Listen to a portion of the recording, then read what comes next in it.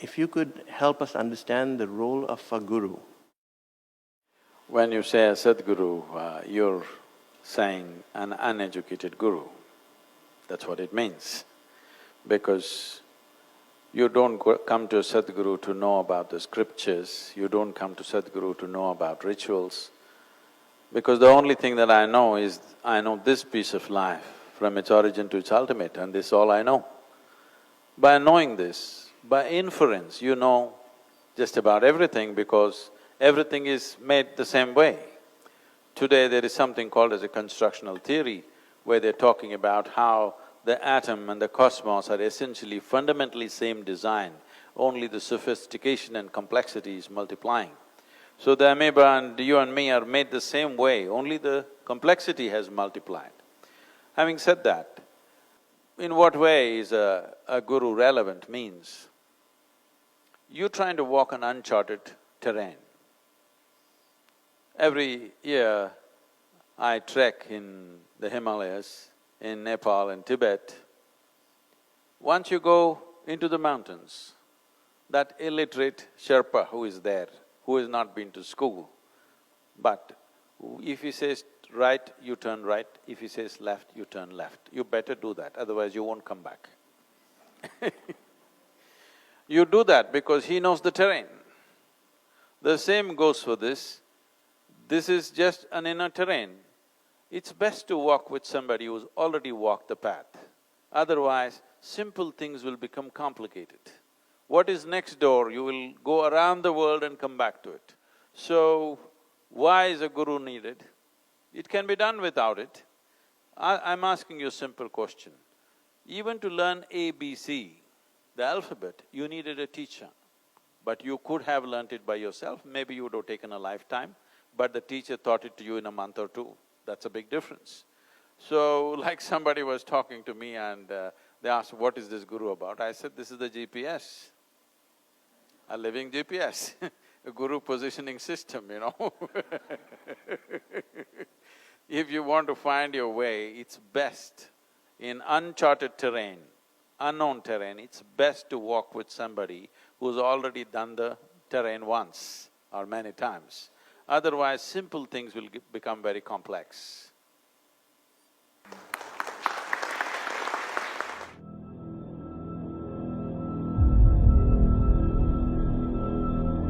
A little over 15,000 years ago, in the upper regions of Himalayas, a yogi appeared. Nobody knew where he came from. His antecedents were unknown, but he looked extraordinary. So people gathered, they waited, they thought he's going to perform some miracle, but he did nothing, simply he sat, unmoving. Only 7 people hung on. These 7 people recognized that this is a fantastic miracle because only someone who has transcended the physical nature can simply sit. Then they begged him, you seem to be knowing or experiencing something that we cannot imagine, please teach us. Then he gave them some few simple preparatory methods and said, you prepare yourself, let me see.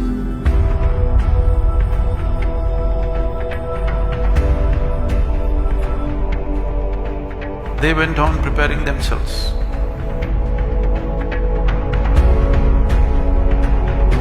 Months went into years, years went into decades. 84 years passed.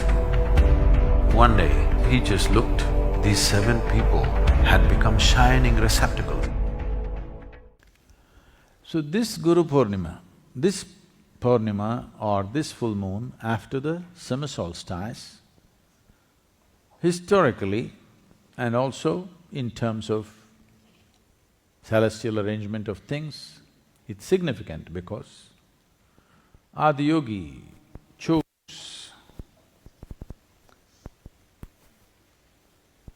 to become a Adi Guru. The first yogi decided to become the first guru over 15,000 years ago on this day. which is called as Guru Purnima. It is the birth of the first Guru. And this is the day he delivered or he started transmitting the most significant message to humanity, which was never before. That is, he made them realize that if you're willing to strive, all the limitations that nature has set upon you, you can cross.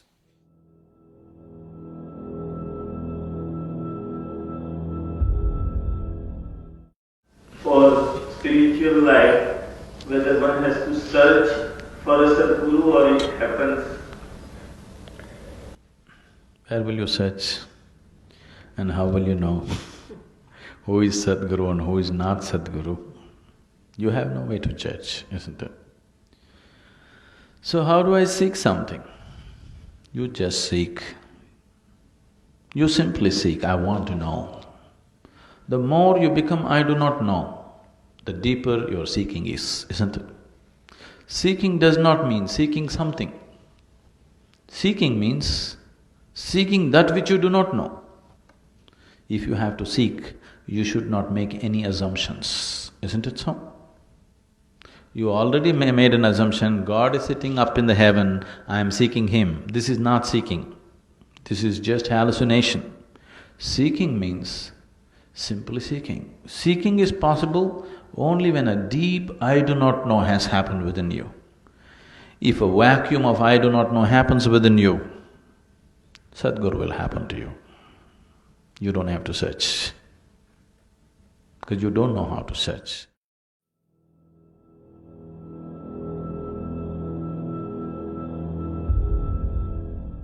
What does one do?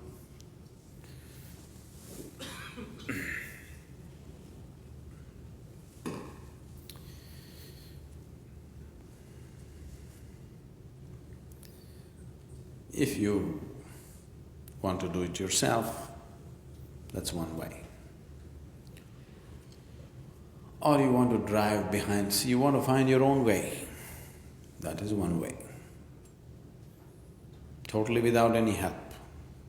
You want to go through the uncharted lands, you are a Vasco da Gama or a Columbus.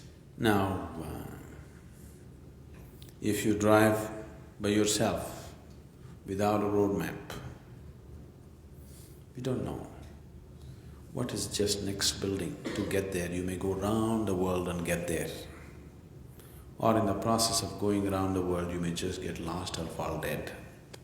Yes, not everybody has the endurance to complete the journey of that kind, which is of uncertain duration, isn't it? Or you go with a road map. Somebody has told you, this is it, this is it, this is it. You do just that and go with the road map. Still it's your effort, but somebody's guidance. Another way is you drive behind somebody. That's another way. Another way is, even if you drive behind somebody, there are risks of losing the taillights and getting lost. Another way is, you just get onto somebody's bus.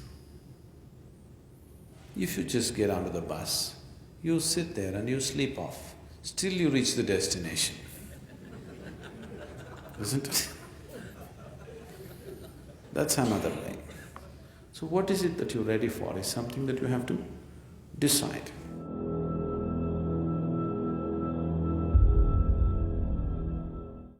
I have very strong sense of aesthetics.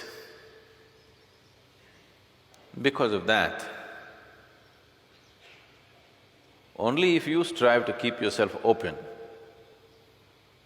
depending upon how much openness you create, that much of an active role I will play. If you allow me, I will even decide what you should eat for your breakfast. Not as an imposition, but as a natural choice. I'm saying, in the most mundane things, also it can find expression. So you're going to come and between idli and dosa you will choose for me? Not like that. You're walking on the street, whether you step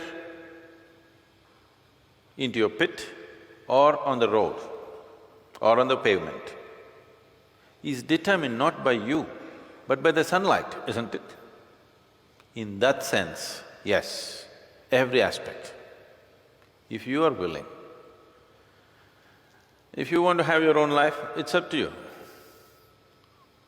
You want me only to influence your spiritual life only, I am fine. Some people see sunlight only when they go on a vacation, once a year. Some people, every day in the morning, they wake up early in the morning just to welcome the sun. That's your choice. I'll leave that to you.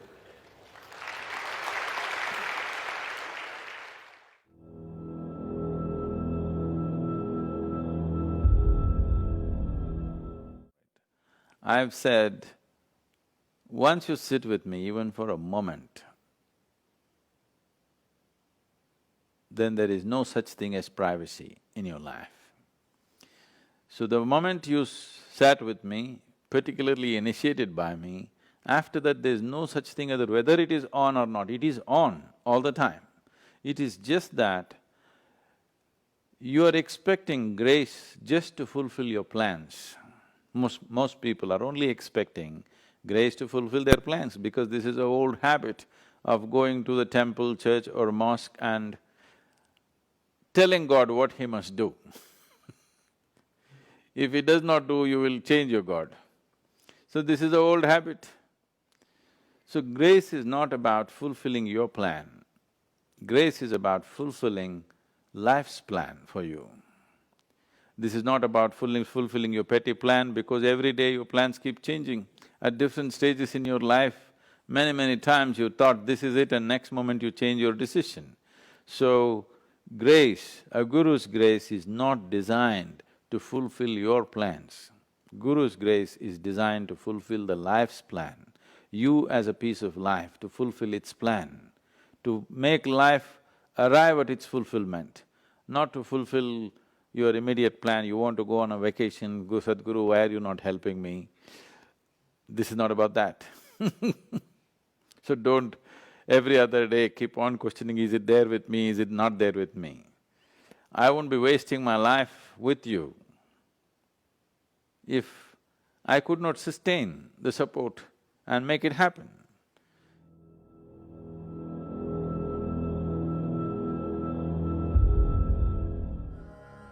Guru is just a device. Guru is not a person, this must be understood.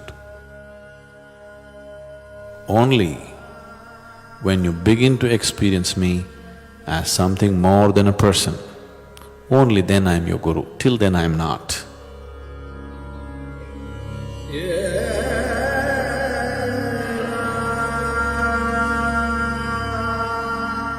The Guru Purnima is significant because one thing is of a historical significance because this is the day Adiyogi turned himself into a guru after the summer solstice.